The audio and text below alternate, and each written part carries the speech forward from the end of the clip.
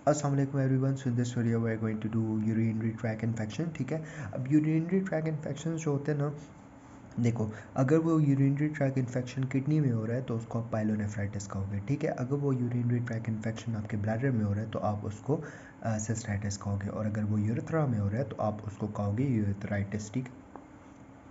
अच्छा जी, अब नॉर्मली जो हमारे पास यूरिन होती है ना, ये स्टेराइल होती है, मतलब कि यूरिन बैक्टीरिया से पाक होती है, साफ़ सुथरी होती है, उसमें कोई पसल्स नहीं होते, उसमें कोई बैक्टीरियाज नहीं होते। ठीक है, जैसे जो आपका बाउल होता है ना, उसमें नॉर्मल फ्लोरा होता है, लेकिन इसमें जो है ऐसा कोई सीन नहीं होता। ठीक है, अम, तो बैक्टीरियाज वगैरह नहीं होते, तो बैक्टीरिया नॉर्मली तो ग्रो करते नहीं हैं वहाँ पे। ठीक है, लेकिन अगर वो ग्रो करेंगे तो मतलब आपका इन्फेक्शन होगा। ठीक है, अब इसके बाद रिस्क फैक्टर्स पे आ जाते हैं। देखो, सबसे पहले कुछ लोग ऐसे होते हैं जिनका हमारे पास जो यूरोथीलियम होता है ना, वो हमारे पास ससेप्टेबल होता है फॉर दी यूटीआई। ठीक है, फिर इसके बाद हमारे पास जो फीमेल्स होती हैं उनमें भी हमारे पास यूटीआई बहुत कॉमन होता है। अब फीमेल में यूटीआई क्यों कॉमन होता है, ये क्वेश्चन आता है, भाई वगैरह में भी पूछ सकते हैं, तो इसके कुछ 4 पॉइंट्स हैं, ये अच्छे से कर ले रहे हैं। ठीक है, देखो, सबसे पहले फीमेल का जो यूरेथ्रा होता है ना, वो शॉर्ट होता है। ठीक है, दूसरा ये इसकी क्लोज प्रॉक्सिमिटी होती है टूवर्ड्स दी वजाइना, तो वजाइना के ज़रिए ईजिली आ सकता है। तीसरा ये इंटरकोर्स के ज़रिए जो है वो आपका जो यूट्रस यूरेटर क्या बोल रहा हूँ, यूरेथ्रा है, वो हमारे पास डैमेज हो सकता है। ठीक है, इसके अलावा हमारे पास जो फीमेल होती है उनमें प्रोस्टेट नहीं होता, तो प्रोस्टेटिक सिक्रेशंस जो होती हैं वो भी आपको यूटीआई से थोड़ा बहुत बचाती हैं, तो वो भी नहीं होती, तो अल्टीमेटली फीमेल्स में इसलिए ज़्यादा होता है। ठीक है, अच्छा, सेकंड इसमें हमारे पास ये कॉज होती है कि अगर ब्लैडर आपका पूरे तरीके से एम्प्टी नहीं हो रहा, कोई भी कॉज है, ऊपर नीचे what ever the cause is, ठीक है, तो एम्प्टी नहीं होगा तब यूटीआई कॉमन होंगे। ठीक है, फिर इसके बाद कोई फॉरेन बॉडी है, कैथेटर वगैरह डाला हुआ है, ठीक है, तो उसकी वजह से भी हो सकता है, और एंड में आपका होस्ट रिस्पॉन्स नहीं है।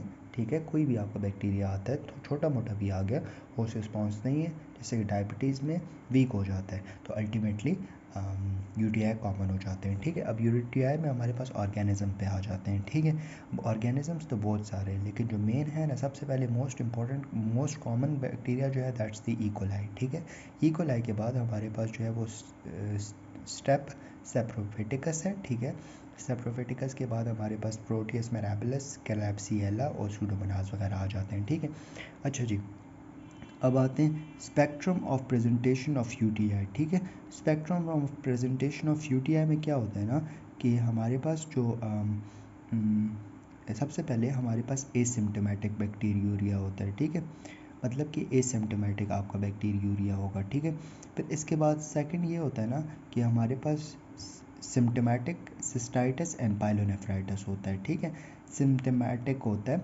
Cystitis and pyelonephritis. ठीक है, फिर इसके बाद हमारे पास इसकी वजह से एक्यूट पाइलोनेफ्राइटिस भी हो सकता है, फिर एक्यूट प्रोस्टेटाइटिस भी हो सकता है, और फिर सेप्टिसीमिया जो आपका ग्राम नेगेटिव बैक्टीरिया की वजह से होता है। ठीक है, दोबारा बता देता हूँ, देखो, सबसे पहले हमारे पास यूटीआई की स्पेक्ट्रम क्या है, एक तो एसिम्टोमेटिक होगा, या हमारे पास अगर सिम्टोमेटिक है तो सिस्टाइटिस और पायोनेफ्राइटिस हो सकता है, फिर एक्यूट पायोनेफ्राइटिस हो सकता है, एक्यूट प्रोस्टेटाइटिस हो सकता है, और सेप्टिसीमिया वगैरह हो सकता है। ठीक है, अच्छा जी, अब हमारे पास जब पेशेंट आता है ना, तो उसमें हमारे पास टिपिकल क्लिनिकल फीचर्स जो आते हैं ना, वो हमारे पास होते हैं यूरेथ्राइटिस और सिस्टाइटिस के।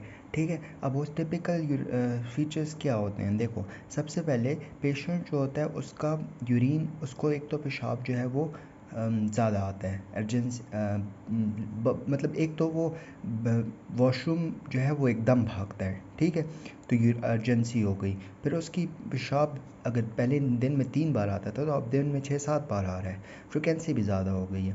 इसके अलावा उसमें उसमें यूरेथ्रा में पेन होता है ड्यूरिंग वॉइडिंग, और ब्लैडर में पेन होता है, सुप्रा प्यूबिक पेन होता है आफ्टर वॉइडिंग। ठीक है, फिर यूरिन जो होती है वो फ्रॉती होती है, उसमें ब्लड भी हो सकते हैं, हीमोटीरिया वगैरह, और अनप्लीजेंट स्मेल आ रही होती है। ठीक है, अब जो BPH है ना, उसमें भी हमारे पास सेम फीचर्स होते हैं, लेकिन BPH में हमारे पास हीमोचूरिया नहीं होता, इसके अलावा हमारे पास उसमें जो है फ्रॉती यूरिन वगैरह भी नहीं होती। ठीक है, और पेन आफ्टर वॉइडिंग भी नहीं होती, ठीक है।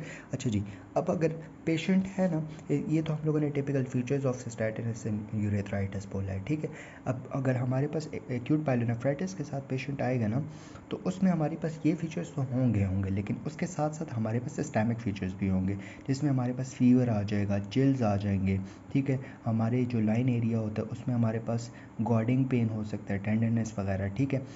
और हमारे पास जो है वो वॉमिटिंग, हाइपोटेंशन वगैरह होगी, ठीक है। अब आप एक्यूट पायलोनेफ्राइटिस को आप जो है वो दूसरी डिजीज़ से कैसे डिफरेंशिएट करते हो, मतलब बेसिकली आपके पास क्वेश्चन आता है कि एक्यूट पायलोनेफ्राइटिस की डिफरेंशियल बताओ ना, ठीक है। तो इसमें ये हो सकता है कि देखो ये लाइन एरिया में वो है ना, तो एक्यूट अपेंडिसाइटिस हो सकता है, कोलिसिस्टाइटिस हो सकता है, फीमेल में एक्टोपिक प्रेगनेंसी हो सकती है, सल्फेंजाइटिस हो सकता है, ठीक है। और एक हमारे पास रप्चर ओवेरियन सिस्ट भी हो सकती है, ठीक है। अच्छा जी, अब हम आते हैं इसकी इन्वेस्टिगेशन पे, ठीक है। अब कुछ इन्वेस्टिगेशंस होती हैं जो आपने हर पेशेंट पे करवानी है, ठीक है। देखो सबसे पहले हमारे पास आपने यूरिन डिपस्टिक टेस्ट करवाना है, ठीक है। डिपस्टिक टेस्ट में आप उसमें देखते हो बेसिकली नाइट्राइट का लेवल देखते हो, ठीक है। ल्यूकोसाइट स्टेरेस का लेवल और ग्लूकोज का लेवल, ठीक है। अब जब बैक्टीरिया होता है ना, वो हमारे पास नाइट्रेट को नाइट्राइट में कन्वर्ट कर देता है, तो नाइट्राइट का लेवल ज़्यादा हो जाएगा। बैक्टीरिया जो होते हैं वो ल्यूकोसाइड स्टेरेस रिलीज़ करते हैं और ग्लूकोज का लेवल बैक्टीरिया की वजह से कम हो जाता है, क्योंकि बैक्टीरिया सारे ग्लूकोज को यूटिलाइज़ कर लेते हैं, ठीक है।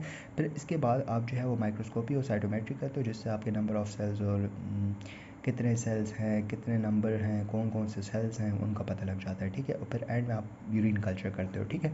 अब अगर आपके पास बच्चा है, ठीक है, या हमारे पास जो है वो इन्फेंट है, ठीक है, बच्चा है, चिल्ड्रन है, या कोई भी ऐसा पेशेंट जिसको सिस्टमिक फीचर्स है, फीवर वगैरह आ रहा है, रिगल, चिल, वॉमिटिंग, हाइपोटेंशन, तो उसमें आपने क्या करना है, उसमें आपने ब्लड टेस्ट करना है, इलेक्ट्रोलाइट्स कराने हैं, यूरिया क्रेटिनिन वगैरह करवाना है, ठीक है, और ब्लड कल्चर करवाना है।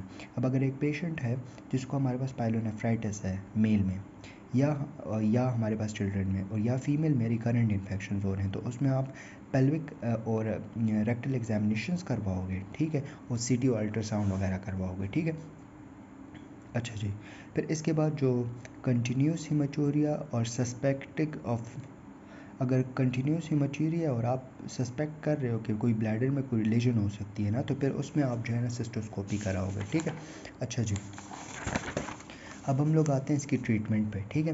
देखो ये जो है ना, ये टेबल बना हुआ भी है उसमें या डेविडसन में, आप वहाँ से भी देख लो, ठीक है। लेकिन मैंने थोड़ा सा आसान करके लिखा हुआ है, और कुछ चेंजेस वगैरह हैं वो भी उसमें हैं, ठीक है। और डोजेज़ वगैरह भी हैं, अगर आपने याद करनी है तो कर लो, ठीक है। मतलब आपके अगर आपके एग्ज़ाम में पूछते हैं ना, आपसे इतना कोई ख़ास पूछता नहीं है, लेकिन कर लो तो अच्छी बात है, ठीक है। अच्छा देखो, सबसे पहले हम आते हैं इसमें बेसिकली ये डिसीज़ेज़ हैं, और ये फर्स्ट, सेकंड और थर्ड लाइन ड्रग्स हैं, ठीक है। अब फर्स्ट में हमारे पास सिस्टाइटिस होगा ना, तो फर्स्ट लाइन ड्रग में हम क्यूनिलोन्स यूज़ करेंगे, ठीक है। और क्यूनिलोन्स के अलावा हम लोग जो है वो बेसिकली हम लोग पहले जो थे ना, वो हम फर्स्ट लाइन में ट्राइमेथोप्रिन यूज़ करते थे, लेकिन अब हम फर्स्ट लाइन में क्विनोलोन्स यूज़ करते हैं, ठीक है। फिर उसके बाद ट्राइमेथोप्रिन, और फिर हम नाइट्रोफिरोंटाइन यूज़ करते हैं, ठीक है। तो ये बेसिकली हमारा सीक्वेंस होता है। फिर सेकेंड लाइन में अमोक्सिसिलिन, और थर्ड लाइन में कोमोक्सिफ्लेव, एमोक्सिसिलिन एंड सेफेलिक्सिन, ठीक है। फिर इसके बाद प्रोफाइलेक्टिकली आप क्या करते हो, फर्स्ट लाइन में ट्राइमेथोप्रिन और सेकेंड लाइन में नाइट्रोफिरोंटाइन, ठीक है। फिर आपका आ जाता है पायलोनेफ्राइटिस में क्विनोलोन, सेप्रोफ्लॉक्सासिन एंड जेंटामाइसिन, ठीक है। फिर एपिडिडोमा ऑर्काइटिस का कोई पेशेंट है, तो उसमें आप फर्स्ट लाइन में सेप्रोफ्लॉक्सासिन दोगे, ठीक है। और अगर एक्यूट पायलोनेफ्राइटिस का पेशेंट है ना, ठीक है, सॉरी पायलोनेफ्राइटिस तो हो गया था, एक्यूट प्रोस्टाटाइटिस का पेशेंट है, तो उसमें आप जो है ट्राइमेथोप्रिन और सेप्रोफ्लॉक्सासिन दोगे, ठीक है। अच्छा, अब ये नॉर्मली जो हमारे पास ये यूटीआई की ट्रीटमेंट होती है ना, ये नॉर्मल केस में 3 डेज़ तक, और एक्सट्रीम अगर सवेयर यूटीआई होगा तो तकरीबन 7 to 14 डेज़ तक ट्रीटमेंट होगी, बस दैट्स गोना बी इनफ, ठीक है।